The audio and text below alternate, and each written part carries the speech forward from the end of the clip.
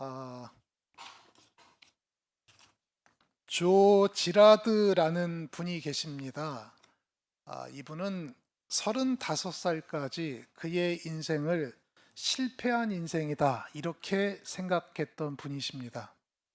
고등학교를 중퇴하고 이일 저일 전전했는데 무려 40여 가지의 일을 했지만 제대로 정착하지 못한 그러한 인생을 살았습니다. 하루하루 살아가는 것이 급급한 인생이었습니다. 그러다가 그의 인생 35세에 전환점을 맞이하게 됩니다. 자동차 세일즈를 하는 일에 뛰어들게 된 것입니다. 하지만 그의 성격이 내성적이고 부침성도 없어서 한 달 동안 차를 한 대도 팔지 못했습니다. 집에는 자신만 바라보는 식구들이 있었고 또 자기가 수입이 있어야만 생계가 유지될 그 절박한 상황에 처했습니다. 이 간절함이 그의 삶을 바꿨습니다. 우연히 한 결혼식에 갔는데 신랑 측 하객을 보다가 문득 250여 명 정도가 참가했다는 것을 깨닫게 됐습니다. 그리고 얼마 있다가 장례식에 참여했는데 장례식에 참여한 인원도 대략 250명이라는 것을 발견하게 된 것이죠. 물론 그 사람의 지위 고하에 따라서 차이가 있을 수 있고 영향력에 따라서 차이가 있을 수 있겠지만 대략 한 사람의 영향력은 평균 잡아 250명에 미친다라는 것을 깨닫게 된 것입니다. 그래서 이 법칙을 조 지라드의 250인의 법칙이라고 이야기를 합니다. 그는 자기에게 가장 큰 영향을 받을 수 있는 사람들의 명단을 동심원에 그렸습니다. 그리고 점점점 그 동심원을 크게 해 나갔던 것이죠.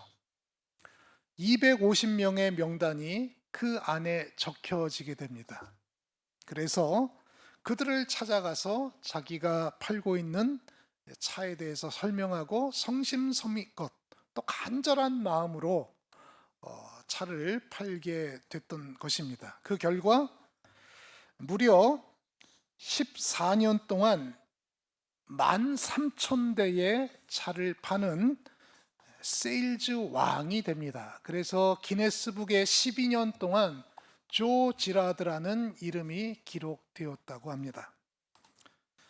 자동차를 많이 판 세계적인 최고의 판매왕이 된 것이죠. 따져보면 매일 2.4대의 차를 팔았다고 이야기합니다. 그래서 자동차 명예의 전당에 포드 자동차를 만든 헨리 포드와 함께 조 지라드의 이름이 적혀 있고 오늘날 많은 사람들이 이 조 지라드의 250인의 법칙을 따라서 자신의 삶에 적용한다고 이야기합니다. 사랑하는 성도 여러분, 무슨 이야기입니까? 우리의 한 사람의 영향력이 평균 잡아 250명에게 영향을 미친다는 것입니다. 아무리 미약해 보이고 보잘것없는 사람이라 할지라도 그 사람의 영향력은 크건 작건 250인에게 영향을 미친다는 사실을 우리는 기억해야 할 것입니다. 그렇습니다. 하나님께서는 오늘도 하나님을 전심으로 찾는 사람을 찾고 계신다는 것입니다. 어제나 오늘이나 내일 여전히 동일합니다. 하나님의 방법은 프로그램이 아니라 재정이 아니라 혹은 어떠한 건물이 아니라 사람인 것이죠. 한 사람의 하나님의 눈이 집중하고 있는 것입니다. 바로 그 한 사람이면 세상을 바꿀 만한 충분한 그릇이 되는 것입니다. 지난 2002년 월드컵을 여러분 기억하실 것입니다. 우리나라가 수차례 월드컵 본선에 올랐지만 한 번도 승리를 하지 못했던 것이 월드컵 본선 게임이었습니다. 그런데 거스 히딩크라는 한 사람이 감독으로 부임한 이후에 여러분 다 아시는 바와 같이 우리나라는 전무후무한 4강이라는 신화를 이루게 된 것입니다.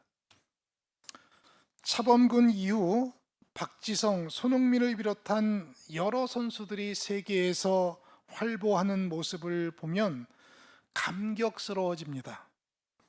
아마도 이 히딩크 전과 히딩크 후로 축구의 역사는 그렇게 나눠질 수 있겠다 생각해 봅니다. 지난 한 주간 제가 이 손흥민 선수가 골을 넣는 하이라이트만 모아놓은 장면을 봤는데 황홀한 것을 느꼈어요. 얼마나 그렇게 축구를 잘하고 골을 잘 넣는지. 세계에서 가장 내노라한 선수들이 모여있는 잉글랜드 프리미어 리그에서 최고의 골잡이로 한국 선수가 이렇게 등극했다는 것이 지금도 믿어지지가 않습니다. 이처럼 한 사람은 역사를 바꿔놓는 힘이 있습니다. 한 사람의 힘은 이처럼 위대한 것입니다. 거스 히딩크 한 사람을 통해서 우리나라 축구의 역사가 바뀌어진 것이죠. 성경에 보면 수많은 사람들이 등장합니다. 오늘도 하나님께서는 그 한 사람을 통해서 하나님의 역사와 또 하나님의 섭리를 이루어 가시는 장면을 보게 되는데요. 바로 그 사람은 엘리야라는 선지자입니다. 구약의 역사를 살펴보면 사울, 다윗, 솔로몬으로 이어지는 통일왕국 120년의 이 역사가 마무리되고 솔로몬의 아들 르호보암에 의해서 나라가 두 동강이 납니다. 솔로몬이 20여 년 동안 궁궐과 성전을 짓느라고 많은 부역을 이렇게 동원을 했거든요. 그러다 보니까 백성들이 지친 겁니다. 여로보암을 필두로 한 10지파의 족장들이 나서서 솔로몬에게 면담을 요청합니다. 그리고 이렇게 요구합니다. 임금님, 저희들은 지난 20년 동안 너무 많은 이 부역을 하느라고 이제 다 지쳐 있습니다. 이제 부역을 좀 줄여주세요. 여러분, 솔로몬의 그 아들 르호보암의 대답이 무엇입니까? 수용하는 것입니까? 거절하는 것입니까? 거절하는 것이죠. 어떻게 이야기했는지 기억하십니까? 우리 아버지는 채찍으로 너희를 다스렸다 할 것 같으면 나는 전갈로 너희를 다스릴 것이다. 이렇게 이야기하면서 이 북이스라엘 10지파를 홀대하기 시작했습니다. 그러자 여로보암을 비롯한 10지파가 떨어져 나가게 되죠. 그래서 주전 931년 두 나라로 나뉘게 된 것이죠. 북이스라엘과 남유다. 북이스라엘의 여로보암을 따르는 많은 그 백성들은 그럼에도 불구하고 남유다의 수도인 예루살렘의 성전이 있기 때문에 늘 그곳을 향하여 순례의 길을 갔습니다. 북이스라엘의 지도층이 볼 때는 불안한 겁니다. 이러다가 우리의 영향력이 점점 약화되지 않을까? 그래서 오므리 왕조에 이르러서는 사마리아에 성을 짓고 거기에서 예배를 해라. 여기서 제사를 해도 충분하다라고 북이스라엘 백성들을 현혹시켰습니다. 그래서 많은 사람들이 남유다의 수도인 예루살렘으로 가는 것을 중단하고 그곳에서 엉뚱한 신에게 예배하고 제사를 하게 된 것입니다. 오므리의 아들 아합에 이르러서는 그것이 절정에 이르렀습니다. 이스라엘 온 전역이 전부 다 우상 숭배하고 하나님을 떠난 그러한 상황이 되어 버리고 만 것이죠. 하나님의 방법은 무엇입니까? 돌아와라. 그리하면 너희를 용서해 줄 것이다. 돌아와서 회개하라. 그럼에도 불구하고 완악한 이스라엘 백성들과 아합 왕은 전혀 이 말에 귀를 기울이지 않았습니다. 아합을 가리켜서 열왕기상 16장 30절에는 이전의 모든 사람보다 여호와 보시기에 더 악한 왕이었다, 이렇게 평가를 하고 있습니다. 아합의 아내 이세벨은 또 어떨까요? 각종 이방 신상들을 들여와서 우상 숭배를 하던 그 왕비였습니다. 바알과 아세라를 섬기는 선지자들을 우대하고 여호와를 섬기는 선지자들을 제거하고 또 온통 온 나라가 우상 숭배로 도덕적 종교적 타락이 극에 달하던 시대, 바로 그 시대가 아합의 시대였습니다. 하나님께서 경고의 메시지를 전합니다. 3년 반 동안 기근이 들 것이다. 여러분, 지금도 전 세계가 기후 위기로 몸살을 앓고 있는데 3년 반 동안 물이 없다고 생각하면 어떻게 살 수 있겠습니까? 지난 여름 이 광주 지역도 수원이 말라가서 물을 절약하자 하는 캠페인이 있었던 것으로 제가 기억을 하는데, 몇 달만 가뭄이 들어도 그러한 상황이니 3년 반 동안 가뭄이 왔다고 생각하면 아마도 상상할 수 없는 그런 어려움이 있었을 것입니다. 농사 짓는 것이 힘들죠. 가축들이 먹을 물이 없죠. 더 나아가서 사람들의 생존의 위협을 받았을 것입니다. 요즘처럼 댐이 있는 것도 아니고 가뭄으로 인한 어려움은 아마 우리가 생각하는 것 이상일 것입니다. 사랑하는 성도 여러분, 우리 인생에도 가뭄이라는, 영적 가뭄이라는 가면을 쓴 위기가 닥치는 순간들이 있습니다.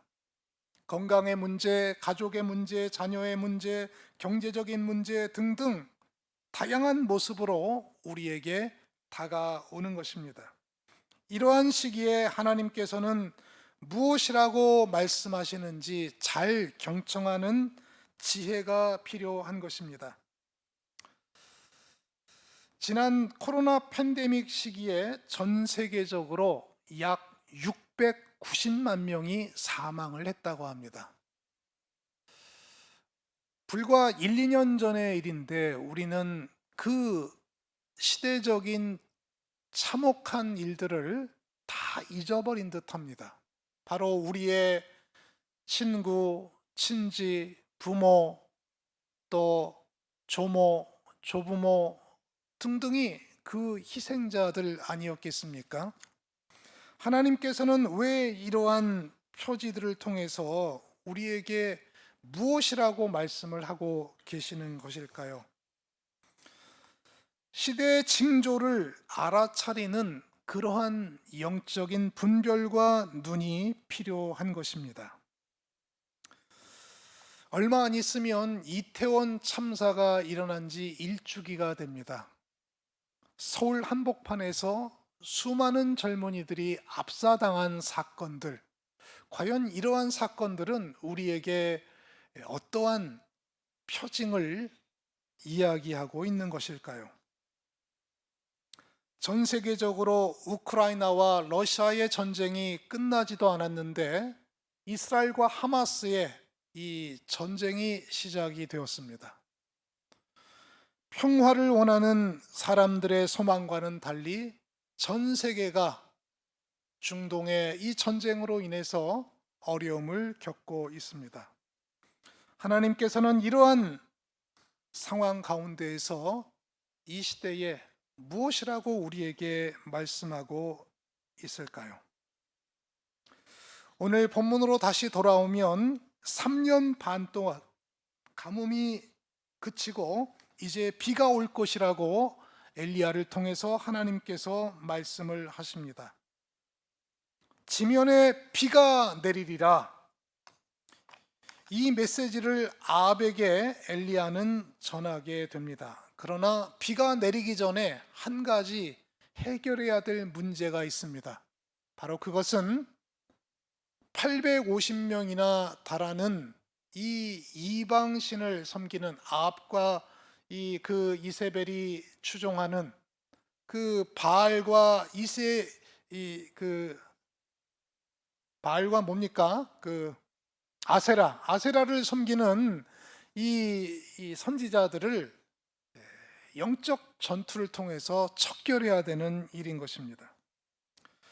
이 대결의 목적은 누가 참 하나님인지, 또 누가 진정으로 세상을 다스리는 신인지 만 백성에게 알리기 위한 대결인 것입니다. 다시 말하면 거룩성의 회복을 위한 전투인 것입니다. 많은 사람들이 바알과 하나님 사이에서 머뭇머뭇거리고 있습니다. 장소는 갈멜산입니다. 엘리야는 바알과 여호와의 제단을 구분하여서 각각 한 마리의 송아지를 올리자고 제안합니다. 이 제물을 보고 불로써 응답하는 신이 진짜 살아계신 신이다, 이렇게 선언을 합니다. 먼저 바알을 추종하는 선지자들이 나섭니다. 이들은 기도하고 부르짖고 심지어 자해를 했지만 하루 종일 아무 일도 일어나지 않았습니다. 오랜 시간이 흘러도 응답이 없자 드디어 엘리야가 나섭니다. 12지파를 상징하는 12제단을 쌓고 주변에 도랑을 판 다음 송아지의 각을 떠서 나무 위에 올려놓습니다. 그리고 제단에 물을 부어서 도랑에 흘러 넘치도록 물을 수차례 반복해서 부었습니다. 인간의 기교나 술수로 결코 재물이 태워질 수 없는 상황이 된 것입니다. 엘리야는 하나님께 간절히 기도합니다. 여러분, 어떻게 기도했는지 본문 36절 7절에 말씀합니다. 엘리야의 기도를 보십시오. 주님, 응답해 주십시오. 응답해 주십시오. 이 백성으로 하여금 주님이 주 하나님이시고 그들의 마음을 돌이키시는 주님이신 것을 알게 하여 주십시오. 여러분, 그 결과는 무엇일까요? 바알과 아세라를 섬기는 선지자들이 아무리 외쳐도, 자해를 하면서까지 부르짖어도 응답하지 않았던 신령한 불이 그 순간 떨어졌습니다. 본문 38절 말씀입니다. 그러자 주님의 불이 떨어져서 재물과 나무단과 돌들과 흙을 태웠고 도랑 안에 있는 물을 다 말라 버렸더라. 할렐루야.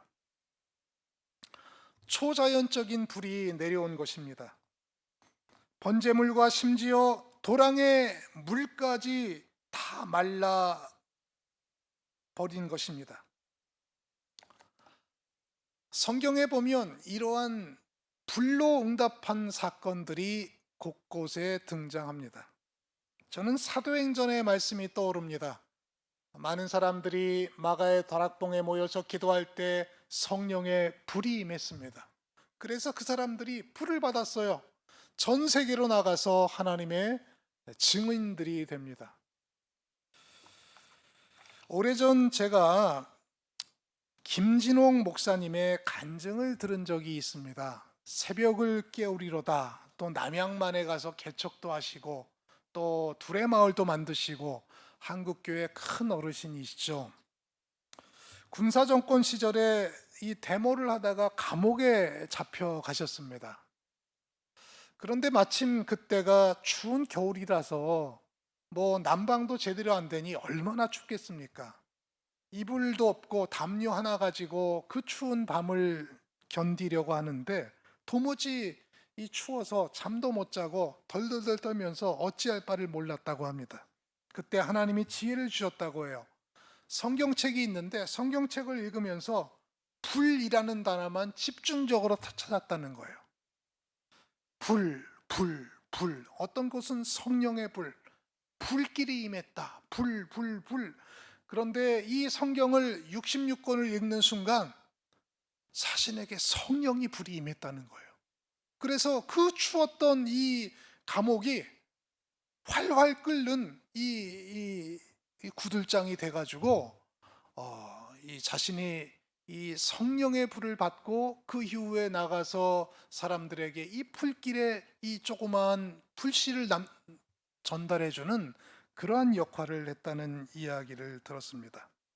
물론 뭐 말년에 뉴라이트 쪽으로 돌아서서 많은 비판을 받고 있긴 하지만 그 간증을 들으면서 많은 깨달음이 있었습니다. 성령의 불은 죄와 허물을 살라버리는 정결의 불이었습니다. 초자연적인 불은 이스라엘의 회개와 변화를 촉구하는 불이었습니다. 음란과 부정부패와 타락을 개혁하는 하나님의 손길이었던 것입니다.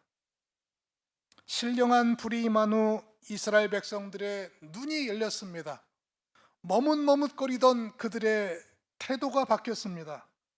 영적 분별력이 생긴 것입니다. 그러면서 이들은 이렇게 고백합니다. 본문 39절의 말씀입니다. 그가 주 하나님이시로다. 그가 주 하나님이시로다.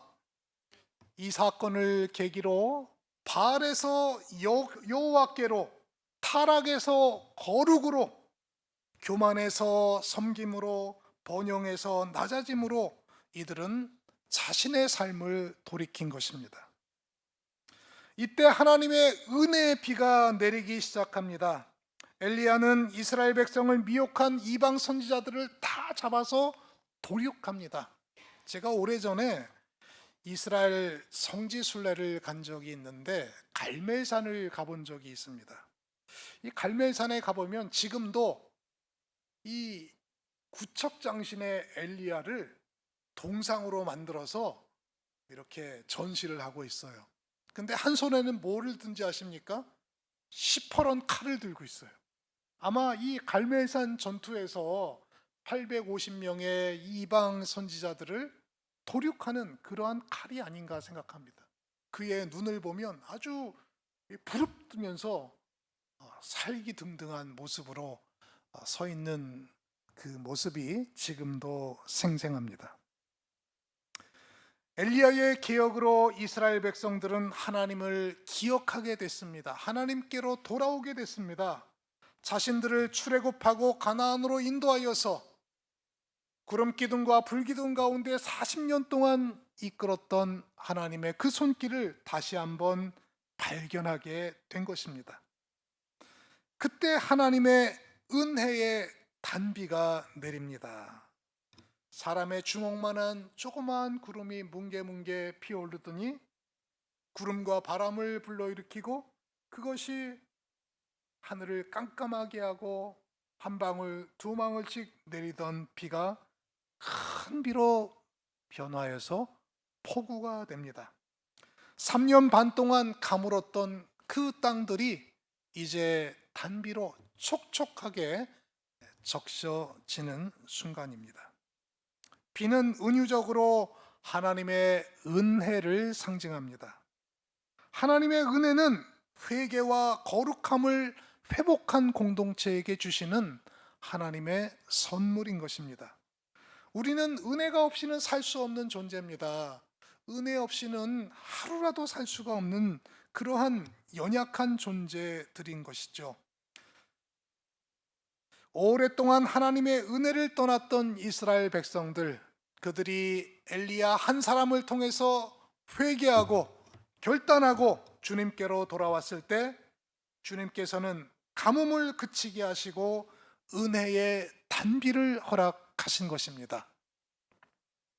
사랑하는 성도 여러분, 엘리야 시대의 가뭄이나 이 시대의 영적 가뭄이나 사실은 흡사한 상황입니다. 거룩을 잃어버린 세대, 음란과 부정과 하나님을 세상과 겸하여 섬기는 이 시대, 코로나로, 가뭄으로, 전쟁으로 다양한 모습으로 하나님께서 우리에게 말씀하시지만 여전히 하나님의 메시지에 귀를 닫고 마음을 닫고 있는 우리의 모습은 아닙니까? 우리 모두 이 시대에 하나님께서 주신 표적을 알아차리는 지혜와 신중함이 필요합니다. 우리나라를 보십시오. 극심한 양극화와 세대 간, 계층 간, 이념 간 갈등으로 몸살을 앓고 있지 않습니까? 조금 전에 말씀드린 바와 같이 이스라엘과 하마스의 전쟁으로 중동이 세계의 화약고가 되어버렸습니다. 아직도 끝나지 않는 우크라이나와 러시아의 전쟁으로 이 곡물 가격은 천정부지로 또 뛰고 있습니다. 이러한 상황에서 하나님께서 우리 각 사람들에게 주시는, 또 우리 공동체를 향하여 주시는 메시지는 무엇일까요? 이 시대에도 하나님께서는 한 사람을 찾고 계십니다. 엘리야 한 사람을 통해서 악한 아합의 시대에도 하나님의 메시지를 전파하게 하시고, 한 사람 오바댜를 통해서 또 하나님의 선지자를 숨기고 보호하는 역할을 하게 하시고, 한 사람, 그 한 사람을 통해서 하나님의 역사는 이루어지고 있는 것입니다. 500여 년 전 종교개혁의 기치를 들고 아니요 라고 세상에 외친 한 사람이 있습니다. 바로 마틴 루터죠. 마틴 루터의 그 결단 때문에 바로 프로테스탄트, 항거하다라는 뜻을 가진 개신교가 탄생하게 된 것입니다. 하나님께서는 루터 한 사람, 칼빈 한 사람, 바로 여기 앉아 있는 여러분 한 사람을 통해서 오늘도 하나님의 역사를 이루어 가실 줄 믿습니다. 우리 모두가 하나님이 쓰시는 이 한 사람이 되어서 세상과 또 민족과 또 나라를 위해서 귀하게 쓰임받는 저와 여러분 되시기를 주의 이름으로 간절히 축원드리겠습니다. 기도하겠습니다. 사랑의 하나님 아버지, 감사합니다. 아합과 같이 악한 왕이 지배하던 시대에도 하나님께서 국내 대신 오바댜를 준비시키시고 하나님의 선지자 엘리야를 준비시키셔서 하나님의 구원의 역사를 이루신 것을 인해 감사를 드립니다. 하나님 아버지, 여기에 앉아있는 한 분 한 분들이 정말 연약하고 부족하지만 하나님 마음에 합한 사람들이 다 될 수 있기를 축원합니다. 그리하여서 우리 한 사람 한 사람들을 통해서 이 영적 기갈인 이 시대 가운데 하나님의 마음을 시원케 해드리는 귀한 일들을 이루어 주옵소서. 이 모든 말씀을 거룩하신 예수님 이름으로 기도합니다. 아멘.